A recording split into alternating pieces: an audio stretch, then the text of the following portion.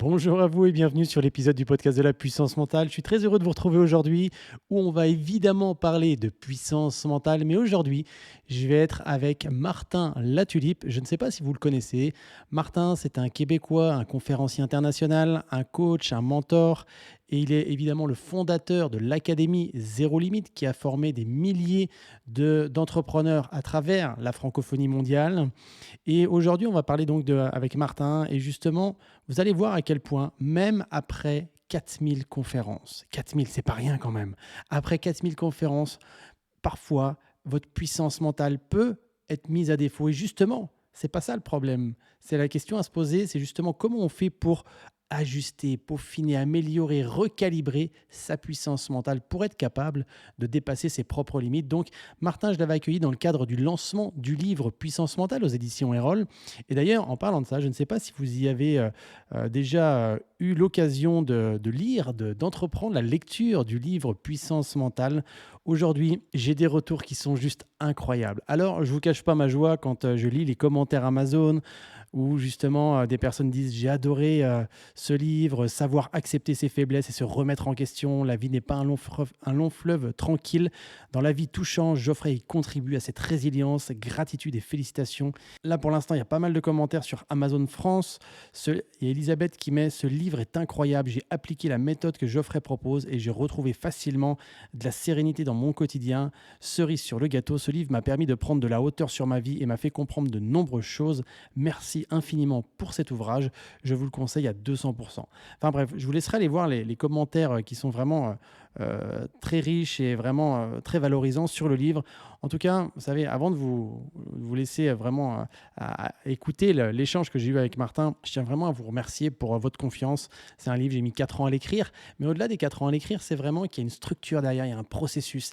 Il y a vraiment toutes les étapes à suivre pour vous aider à déployer votre confiance en vous, votre leadership et oser dépasser vos propres limites qui aujourd'hui peut-être vous freinent, peut-être même parfois vous n'avez pas conscience à quel point elles peuvent vous freiner et que votre vie justement elle pourrait être facilement améliorée avec des petites choses à mettre en place.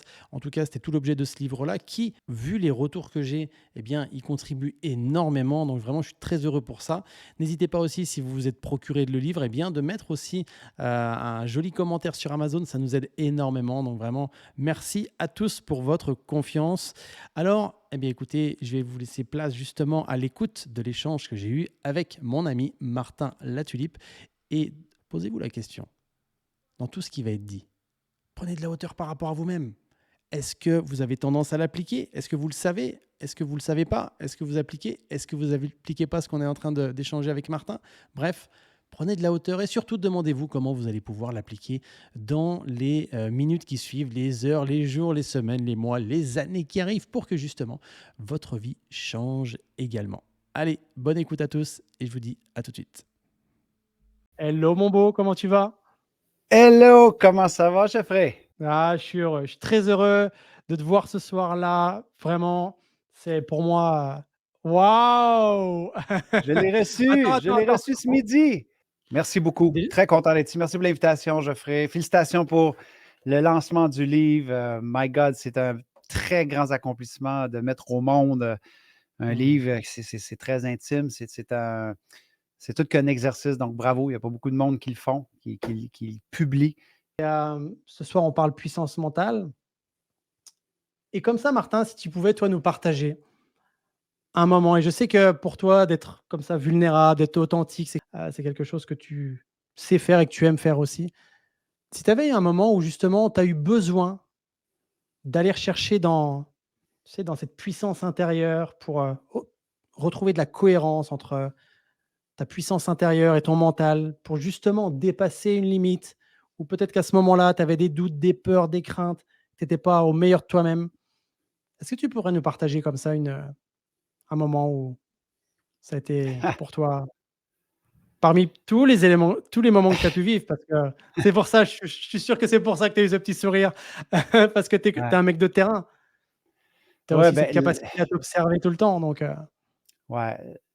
La réalité, c'est que ça m'est arrivé, regarde, 1000 fois. Ça m'arrive encore, juste cette dernière année-là, que ce soit des déceptions, des trahisons, des blessures que j'ai pu vivre, où c'est que je suis happé soudainement par un sentiment d'injustice, un sentiment de rage, de colère, que ce soit même dans ma vie personnelle ou entrepreneuriale, ou même lorsque je vise quelque chose. Hein, donc, par exemple, en septembre dernier, où ce que j'ai eu une très grosse déstabilisation parce que j'avais une grosse conférence à faire en anglais et je suis parti tout simplement en cacahuète parce que je mettais trop d'attention sur ce que les gens allaient penser de moi, sur ce que les gens allaient penser de ma performance. Et j'avais oublié juste d'être au service de l'audience. Donc, je me suis retrouvé à 2 heures avant la conférence en train de faire presque une crise de panique avec une très grosse accélération cardiaque, quasiment hors de mon contrôle, avec le souffle coupé, le souffle court. Et ça faisait des années que je n'avais pas fait ça. Mais j'étais en train de vivre des trucs aussi au niveau personnel qui m'étaient extrêmement difficiles et j'ai eu à activer la puissance mentale ou à me recentrer. OK? Mais ce que je veux que les gens comprennent, Geoffrey, c'est que ça m'arrive très souvent dans le cours d'une journée de devoir me recentrer 30 fois.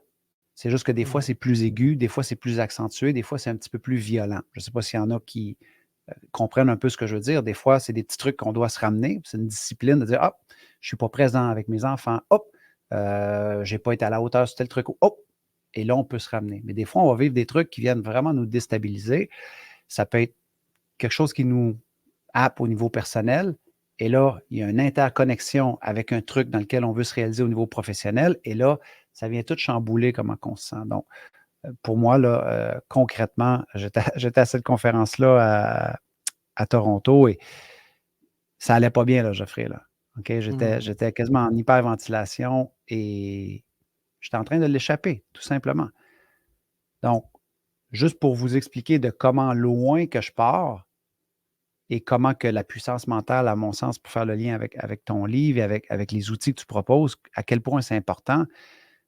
Moi, ça m'est déjà arrivé une fois d'être dans cet état-là et de me cacher tout simplement dans un garde-robe. Comment vous dites ça en Europe? Placard. Un placard. Rester dans un Placard. placard alors que je m'étais engagé à aller faire une conférence. Et finalement, j'étais tout simplement assis dans le placard. Le téléphone sonnait. C'était mon mentor qui m'appelait pour savoir où j'étais parce que je n'étais pas là. Il y avait 200 personnes dans la salle, pas de conférencier. Je ne me suis jamais présenté. Ça, c'était à peu près en 2004-2005. Ben, entre 2004-2005 et 2023, c'est sûr que j'ai été chercher des outils sur quand ça l'arrive. Qu'est-ce que je fais si je veux aller en direction de mes rêves? Qu'est-ce que je fais si je veux me réaliser, m'épanouir? Je ne peux pas rester comme ça, paralysé. Donc, au fil des années, j'ai été chercher des outils, dont plusieurs que tu discutes dans le livre, plusieurs que moi j'utilise quand il m'arrive des éléments comme ça. Mais je pense que ce que je veux transmettre aussi comme message par rapport à cette question-là et dans le début de ma réponse, c'est que personne n'est immunisé, qu'à un moment donné, ça se représente par rapport à ce que l'on vit personnellement, professionnellement, ou même comment on est avec notre énergie, avec des éléments qui peuvent se passer dans la société, au niveau socio-politique, on peut se laisser affecter par plein de choses. Donc, il n'y a personne qui est parvenu, il n'y a personne qui, à un moment donné, est arrivé de dire « Hey, moi, c'est quoi la puissance mentale? C'est réglé. J'ai plus d'anxiété, j'ai plus de stress, j'ai plus de frustration, j'ai pas de déception, j'ai plus de peur, j'ai plus rien. » S'il y a des gens qui sont parvenus à ça, tant mieux. Moi, je ne suis pas parvenu et ça m'arrive encore à différentes échelles. Donc, là, je ne sais pas si dans ta question, parce que là, je viens de finir un live de 90 minutes, si tu me disais qu'est-ce que je fais dans ce moment-là, comment je m'y prends ou comment je m'en sors. Mais pour moi, là, cette dernière turbulence-là, elle était liée à beaucoup de défis personnels que je suis en train d'affronter. C'était à quel moment ça, Martin, cette situation-là? En août-septembre. Ouais, donc, les défis personnels ont commencé janvier, août, où j'ai l'impression que c'était une injustice. Je me demandais Là, pourquoi de c'était en cette train année, là? d'arriver. Hein? Oui, c'est ça, De là? exactement. Ouais. Et à travers de tout ça, j'avais un gros événement à aller livrer. Donc, il y a eu une accumulation, il y a eu un crescendo. Et là, quand je suis arrivé à cet événement-là, j'étais déjà fragile émotionnellement, j'étais déjà fragile au niveau de mon mindset, pas ma puissance mentale, mais mon impuissance mentale. Et j'avais 1500 personnes qui étaient devant moi et dans 2h30, je devais être sur scène. Et je m'étais préparé. OK? J'étais Mmh. prêt, j'avais fait le truc, mais je n'étais pas dans un état pour aller livrer le truc. Mmh. J'étais complètement déstabilisé. Et tu avais combien de conférences à ton actif à ce moment-là déjà? Plus de 4000, ouais. OK, c'est ça qui est intéressant. C'est ça qui est intéressant parce que beaucoup de personnes pensent qu'à un moment donné, tu es comme parvenu. À un moment donné, ils disent: «Bah, c'est bon, je» quand, beaucoup te voient, ils se disent: «Mais lui, il a plus jamais peur. Il a tout est facile pour lui». Cette preuve d'humilité, c'est que le fait d'autoriser à dire ça, ça va nécessairement inspirer d'autres personnes et c'est aussi on n'est pas dans du fantasme de développement personnel où on dit, «Moi, j'ai plus peur, j'ai plus aucune croyance limitante, je vais de l'avant». OK, on peut aller de l'avant, mais c'est aussi quelle est notre capacité à s'observer dans des moments? Quelle est notre capacité à voir notre vulnérabilité? Et concrètement, dans ces cas-là, toi, qu'est-ce que si tu avais un ingrédient ou quelque chose qui tu sais que un petit peu ta botte secrète, c'est quoi? Qu'est-ce que tu utilises? Est-ce que tu as un outil? Est-ce que tu as une technique? Est-ce que Ouais.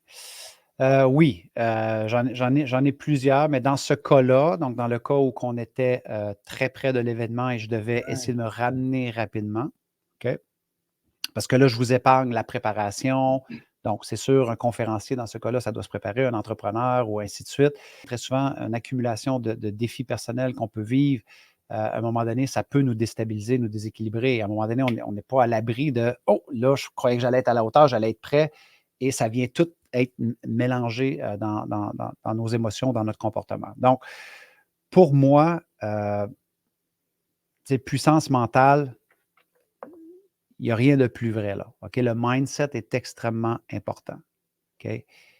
Et dans les dernières années, ce qui, moi, m'a énormément aidé, c'est de comprendre que le mindset, donc la puissance mentale, et le système nerveux devaient être mariés et que j'avais encore plus de résultats dans une situation comme ça si je mariais les deux. Donc, qu'est-ce que je veux dire? C'est que pour moi, dans le passé, dans des situations comme ça, comme lorsque j'étais dans mon placard, je me disais, tu es capable, c'est beau, vas-y quand même, c'est ce que tu veux. Et je prenais des Mmh. respirations et j'essayais et ça ne fonctionnait pas.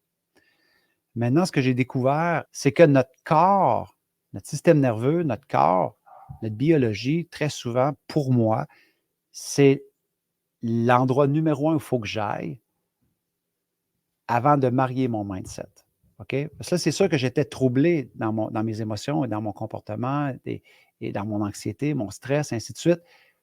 Et je n'avais pas les outils mentaux juste pour me calmer. Donc, pour moi, ce qui fonctionne, ce que j'ai fait. OK? Donc, numéro un, pas en ordre nécessairement, mais souvent, ça va un peu précéder l'autre. Donc, numéro un, température. OK? Donc, c'est soit que je vais aller à ma chambre d'hôtel ou quand je me sens comme ça, c'est de me prendre une douche glacée, tout simplement, ou un bain chaud. Hein, très souvent, quand on va être très stressé, on fait de l'anxiété, nos parents ou des gens vont dire: «Gars, va prendre un bon bain chaud pour te relaxer». Pourquoi? Parce que la Mmh. température peut modifier notre état rapidement. Mais à l'opposé, si je suis en charge de cortisol et je suis en charge d'anxiété et que je ne suis qu'en train de me concentrer sur le problème, l'enjeu, le stress que je suis en train de me faire par rapport à ma conférence et que je m'en vais prendre une douche glacée, donc là, je vais surcharger, je vais choquer mon système. Je peux vous garantir que ça change le problème de place. OK? Donc, Mmh. moi, température et par la suite, activité physique intense. OK? Donc, ce que j'ai fait cette journée-là, pour moi, c'est que j'ai été à la chambre d'hôtel. J'ai été voir l'organisateur de l'événement. J'ai dit, je vais aller à l'hôtel, mais inquiète-toi pas, je vais revenir 35-40 minutes avant. J'avais fait mes tests de son, j'avais fait mes tests visuels le matin. Alors, j'ai été à ma chambre d'hôtel, j'ai mis mes espadrilles et j'ai été au gym et j'ai fait de l'activité physique. Je me suis mis en mouvement pendant 30 Mmh. minutes.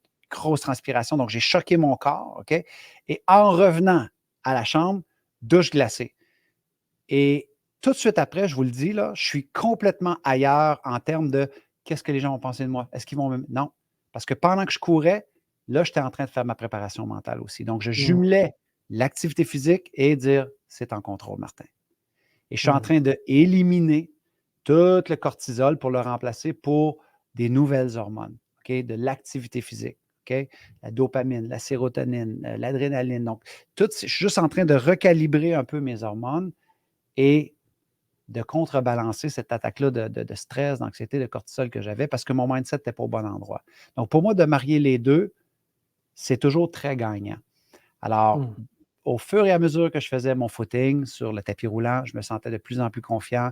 J'ai mis de la musique et par la suite, j'ai été prendre tout simplement une douche glacée. Je me suis préparé. Je dis, regarde, le dernier élément pour moi, c'est me reconcentrer mon mindset au bon endroit qui est, tu es simplement là pour servir, Martin, tu es prêt. Et même si tu te trompes, même si tu oublies ton texte, Martin, Mmh. c'est une conférence. OK? On n'est pas en train de faire une opération à cœur ouvert. Très souvent, quand moi, je suis dans des éléments comme ça, c'est que je mets l'enjeu tellement important, comme si c'était une question de vie ou de mort, alors que je suis simplement ici pour être un outil ou un instrument de transmission. Donc, pour moi, de recalibrer l'enjeu, de me rappeler que je suis prêt, de me rappeler que ce n'est pas une fatalité, que j'ai le droit de me tromper, j'ai le droit d'être humain, j'ai le droit de faire des erreurs. Tout ça, ça calme le jeu et ça me met dans une anxiété de performance qui est gérable. Parce que c'est normal des fois, quand que Mmh. l'enjeu est important, c'est un rêve que l'on a d'avoir un peu de stress, mais là, c'était plus gérable. Alors que 2h30 avant, c'était vraiment en train d'être absolument ingérable. OK? Mmh. Donc, pour moi, parce que là, il y a peut-être des gens qui disent si tu n'as pas le temps d'aller t'entraîner, si tu n'as pas le temps d'aller sur un tapis roulant ou ainsi de suite. OK? Encore une fois, vous pouvez prendre cette version-là et la mettre microscopique. Donc, pour moi, j'aurais pu aller tout simplement prendre une marche à l'extérieur, m'activer, c'est quand même important. Aller à la salle de bain, à la toilette et prendre de l'eau glacée, me mettre ça dans le Mmh. visage, OK, prendre des grandes respirations, mais il n'en demeure pas moins que la température, l'activation de mon corps, tout en même temps que je travaille mon mindset et diminuer l'enjeu ou remettre les trucs, on va dire, euh, en hauteur ou en perspective, pour Mmh. moi, c'est souvent ce qui m'aide le plus. OK? Donc, dans une situation comme celle que je viens de décrire, si je vis quelque chose qui est autre, ben, euh, ça peut comporter aussi aller demander de l'aide.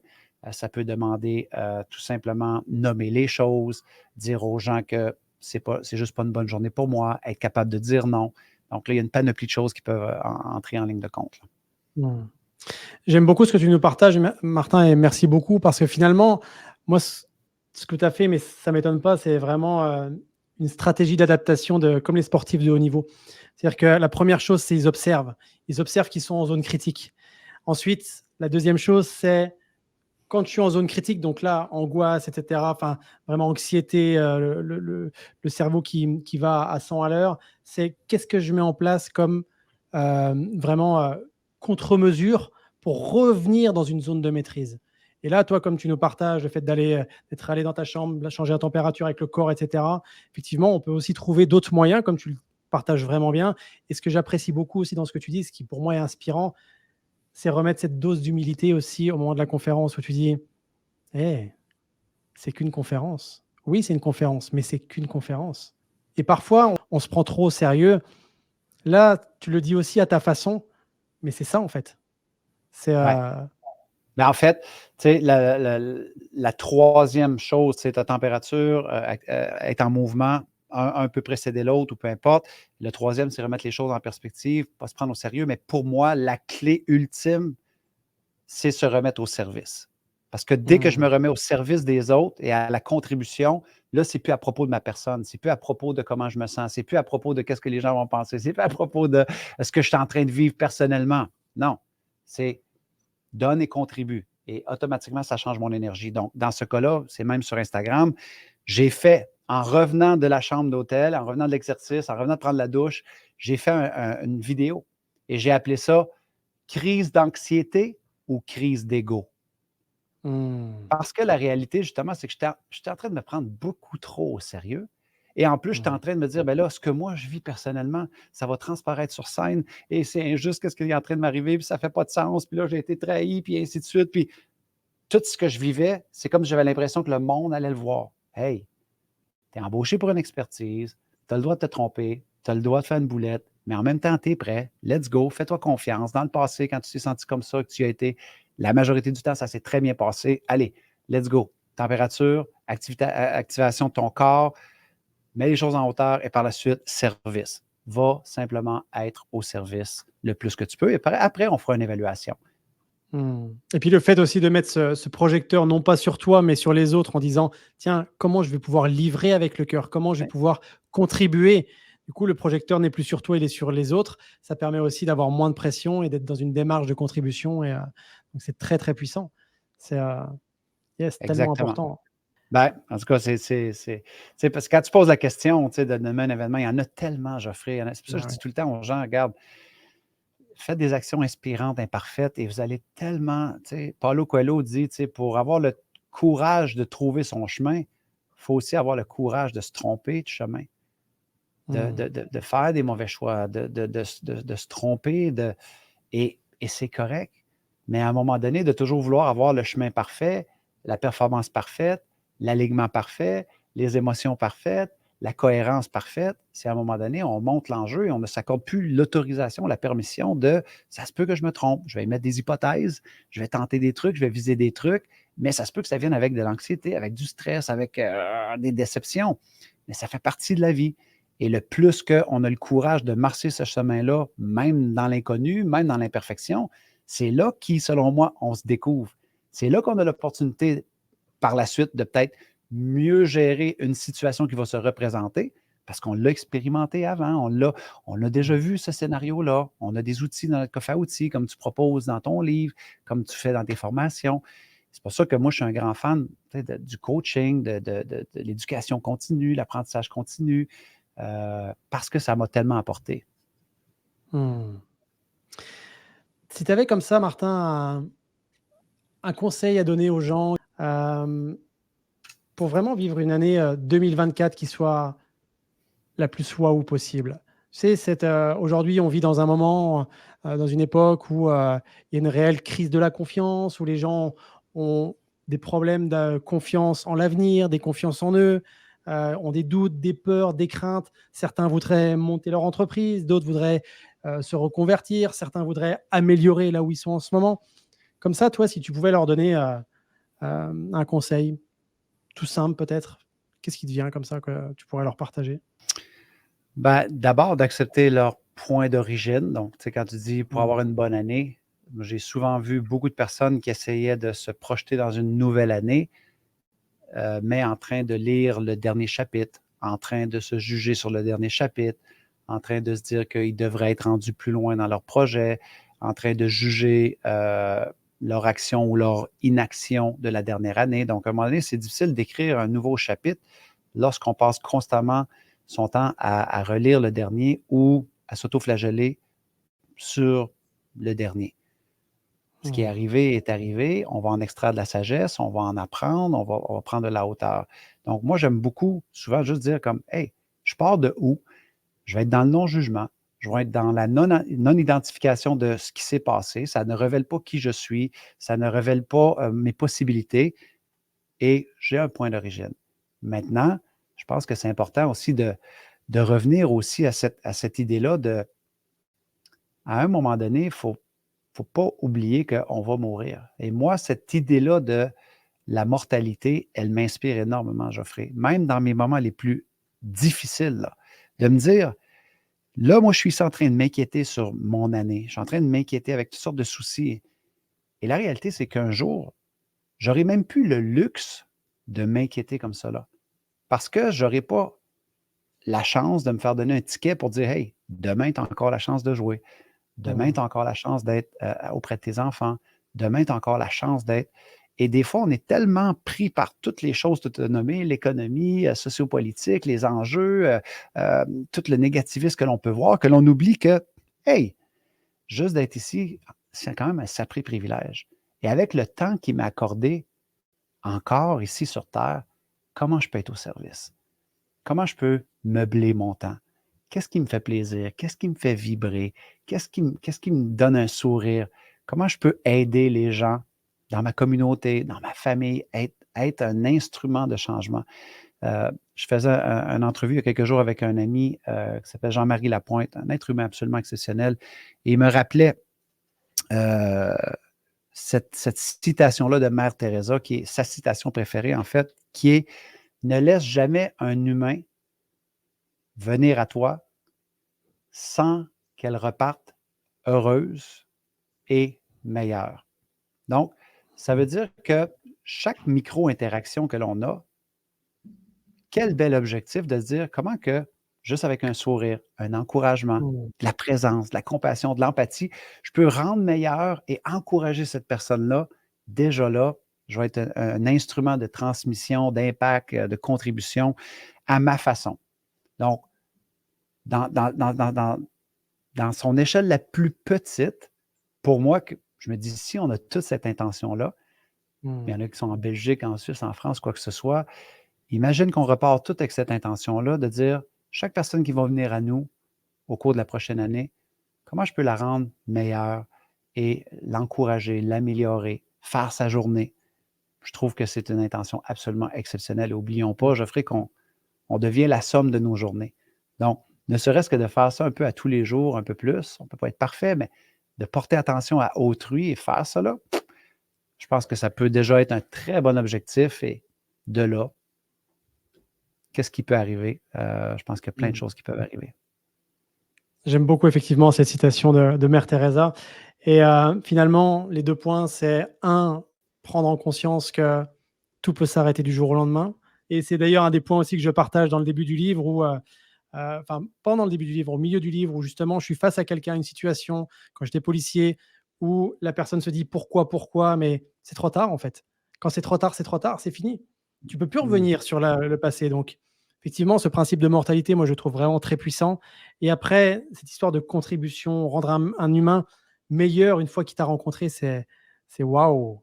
Ouais. C'est simplement un mot d'encouragement, Ah un oui. sourire, ouvrir la porte. Je sais que ça peut avoir l'air simple, mais ma foi, on regarde tout ce qui se passe, comme tu l'as mentionné tantôt, je veux dire, hey, des fois on Mmh. l'oublie et revenir à cela, je pense que c'est une belle intention, c'est une belle façon de mettre sa pierre à l'édifice, tout simplement. Mmh. Donc bah, vraiment merci pour tous tes partages Martin, toujours avec beaucoup de sagesse et d'humilité, j'apprécie énormément. Par rapport à l'intervention que Martin nous a fait, là, le privilège de nous faire justement pendant près d'une demi-heure, avec quoi vous repartez concrètement? Un mot, peut-être une prise de conscience, quelque chose que vous allez peut-être justement sur lequel vous allez mettre l'accent dès demain ou même tout à l'heure, c'est avec quoi vous repartez? Martin, moi, c'est ce qui m'a vraiment touché chez toi, ce message de pouvoir contribuer à un monde meilleur depuis le confort de son domicile. Je me suis dit: «Waouh, on n'est pas obligé de risquer sa vie pour contribuer à un monde meilleur». J'ai trouvé ça tellement puissant. Je me suis dit: «Je veux suivre ce gars-là». Donc vraiment, ça m'a Tu le fais énormément très, très bien. inspiré. Tu le fais vraiment bien et vraiment, c'est ta progression et l'impact que tu as et la posture que tu as, c'est tellement inspirant, Geoffrey. Donc, bravo pour tout ce que tu fais. Bah, merci beaucoup Martin, merci pour tes mots, merci pour ton partage, merci pour tout ce que tu nous as offert vraiment ce soir. Je te dis à très vite. Merci. Prends bien soin de toi, mon ami. Et puis, J'espère que vous avez retrouvé de la valeur. Puis encore une fois, Geoffrey, félicitations. Vraiment, c'est un accomplissement absolument merveilleux. Je te souhaite beaucoup de succès. J'espère que beaucoup de personnes vont se procurer cet ouvrage-là. Parce qu'encore une fois, moi, ça me fascine toujours comment que dans un livre, on peut découvrir des clés, on peut découvrir tellement de richesses d'une personne qui a fait un parcours de 10, 15, 20, 25, 30 ans qui nous résume, en fait, et qui nous vulgarise des choses qui peuvent nous propulser, nous conscientiser, nous mettre en action, nous donner un autre point de vue. Je me dis, moi, je suis regardé en arrière, là, je veux dire, j'en ai beaucoup de livres et ça, c'est juste une petite partie de parce que je me suis construit avec des livres, des mmh, apprentissages, des mentors, des coachs. Donc, félicitations, mon ami. Je suis très fier de toi. merci beaucoup, mon frère. Encore une fois, énorme gratitude. Je te dis à très Ça vite. fait Prends soin plaisir. de toi. À bientôt. Bisous, bisous. Bye bye. Bisous. Salut Martin. Bye.